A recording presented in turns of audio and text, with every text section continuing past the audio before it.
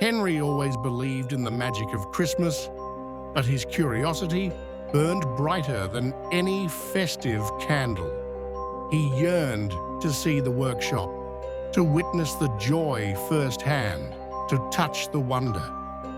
One frigid night, he slipped away, following the faint glow of distant lights. He imagined bustling elves, mountains of brightly wrapped gifts, and the hearty laughter of Santa himself. The air grew colder, sharper, as he neared the fabled North Pole. A hidden entrance, cloaked by snowdrifts, beckoned him inside. The warmth he expected never came. Instead, a chilling draft pulled him deeper, down a winding, icy passage. The cheerful carols he anticipated were replaced by a low, guttural hum, punctuated by distant, muffled cries. He descended further, the air growing heavy with an unfamiliar metallic scent.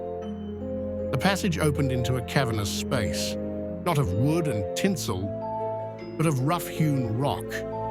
Flickering, sickly red lights cast long, dancing shadows. The hum intensified, a rhythmic clanging that vibrated through the very ground beneath his feet. Before him, figures toiled in the dim light, not the rosy-cheeked elves of storybooks, but gaunt, hunched forms, their rags barely clinging to skeletal frames.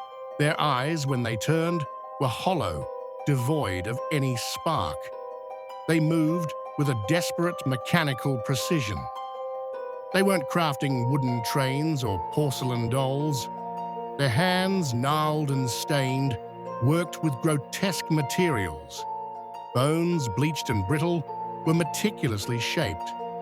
Ash, fine and grey, was pressed into molds. The air was thick with the stench of decay and something else, something acrid and sweet.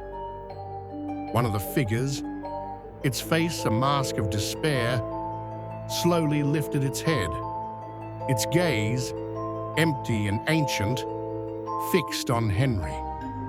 A raspy whisper, barely audible above the clanging, slithered through the air. Krampus sends what Santa won't deliver. The words hung heavy, cold and sharp, piercing the oppressive silence that followed. Henry felt a dread colder than the ice around him.